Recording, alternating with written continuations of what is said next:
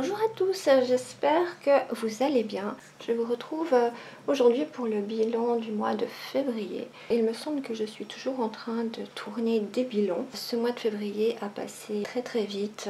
Pour commencer, je vous ai présenté le soin contour des yeux, anti-âge et hydratant super corsé qui comporte du beurre de monde, de la cérabellina, de l'huile de calophyllinophile, de la glycérine, du Naturleaf, de la caféine, de l'acide hyaluronique, du Relaxrid. Cette crème a quand même énormément d'ingrédients. On le ressent quand on la met. C'est vraiment une crème à la texture magnifique. Elle se fond très bien dans la peau. Je trouve qu'elle illumine bien le regard, l'hydrate et puis le lisse rapidement.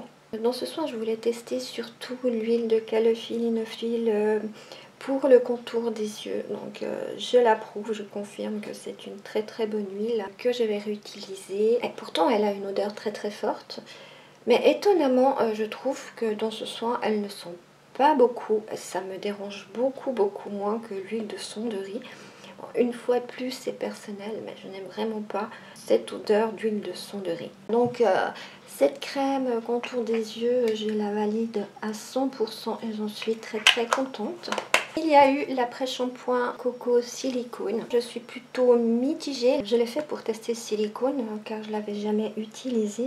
Donc à l'intérieur, j'ai mis de l'huile de coco, du BTMS, du silicone, de la glycérine, du coco silicone, de la provitamine B5, de la protéine de riz, du fucosère. J'ai rajouté de la gomme xanthane parce que je trouvais ce soin trop liquide. Quand on le voit comme ça fait une espèce de mousse. Lorsque l'on touche, il n'est pas du tout gras. C'est granuleux, mais c'est un peu une texture bizarre, mais ça ressemble pas du tout à un après-shampoing. Lorsqu'on l'applique sur les cheveux, on n'a vraiment pas l'impression que ça fasse grand chose en fait. On en met, c'est comme si on mettait de l'eau sur nos cheveux. Et lorsqu'on le laisse poser 1 à 2 minutes, on sent l'effet du conditionneur. Les cheveux sont devenus très souples et très doux. Et une fois rincés, les cheveux se démêlent très bien. Et je trouve qu'en séchant, ils sont très faciles à coiffer. On peut faire un peu la coupe que l'on veut. Ils nous obéissent nos cheveux, c'est un peu ça. Et ils sont très brillants. Voilà, je suis un peu mitigée parce que la texture de cet après-shampoing me dérange un petit peu. Par contre, je suis très satisfaite du rendu. Je pense que je vais en réessayer un autre avec le silicone végétal pour obtenir une texture qui est quand même un peu plus après-shampoing. Sinon, il rend les cheveux vraiment très beaux. Je vous ai également posté la crème apaisante, protectrice et réparatrice. À l'intérieur, il y avait de l'huile de nigel, du macérat de calendula, du phytostérol, du CO2 de calendula, du propolis, du MSM, de la lantoïne et de l'huile essentielle de Tanésie annuelle. Donc cette huile essentielle, c'est la première fois que je la testais. Que dire sur cette crème? C'est une crème qui en effet est très apaisante, qui est très réparatrice aussi et très protectrice. Elle a réussi cette fois à me soigner mes mains. Comme vous pouvez voir, il n'y a plus rien. Et c'est depuis que je mets ce soin que c'est parti. C'est clair que c'est quand même un combo de choc pour les peaux à problème. Entre l'huile de nigel, le macérat de calendula, le MSM et l'huile essentielle. Ce que j'ai constaté aussi, c'est que c'est une très bonne crème anti-démangeaison. Je peux vous la conseiller en été contre les boutons de moustiques par exemple. On en applique un tout petit peu sur l'endroit qui nous démange et ça passe immédiatement. Je trouve que c'est un très bon soin pour les problèmes de peau ou de démangeaison. C'est pas une crème que je mettrai tous les jours en crème hydratante, hein, c'est clair, elle a quand même une odeur assez forte.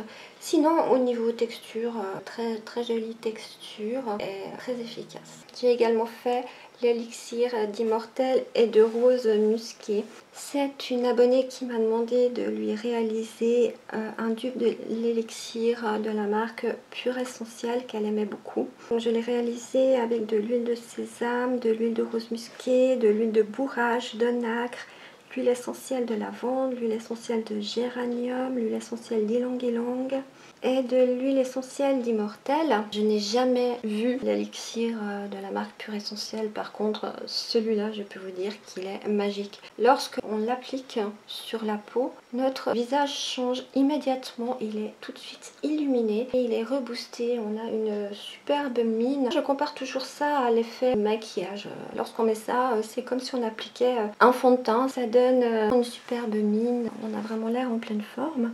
Pour moi, c'est vraiment une super découverte. C'est clair que celui-ci, je vais le refaire et le refaire et le refaire encore. Je ne sais pas si c'est exactement le dupe, mais en tout cas, comme ça, il me convient très très bien et je n'en changerai pas. C'est vraiment le gros coup de cœur de ce mois et je pense même de cette année car j'ai été bluffée par ces résultats. Je vous ai également posté le lait corporel souvenir d'enfance, donc qui est à base de karité, de cacao, de glycérine, de lait de coco, de lait d'amande, de colorants et moi j'ai mis la fragrance Barba Papa. C'est une texture qui est très légère comme un espèce de nuage, une mousse, qui est très agréable à appliquer, pénètre immédiatement, ne laisse pas de film gras sur la peau mais hydrate très très bien. Je pensais que ce soin allait être un peu plus cocooning, il pénètre trop rapidement pour ça, mais par contre super hydratant et très très agréable à appliquer, surtout si on est pressé. Pas besoin de frotter pendant 10 minutes pour que notre crème pénètre. Voilà, une bonne crème hydratante pour le corps. Et pour finir, je vous ai posté le liniment oléocalcaire revisité. C'est un liniment pour les personnes qui connaissent. C'est un très bon nettoyant, démaquillant. Je le sers comme démaquillant et à la place de mon eau micellaire. Donc depuis que je l'ai fait, il s'est quand même épaissi. En plus, il est très très frais. Il nettoie très bien, laisse la peau douce et hydratée. Voilà, nous sommes déjà à la fin de ce bilan. J'espère que les recettes de ce mois vous auront plu, que ça vous aura donné envie d'en réaliser quelques-unes. S'il y a un produit que je peux vous conseiller, vraiment, c'est l'élixir d'Immortelle et de Rose. C'est vraiment mon produit coup de cœur. Alors bien sûr, on se retrouve au mois de mars pour la suite des aventures YouTube. Bye bye!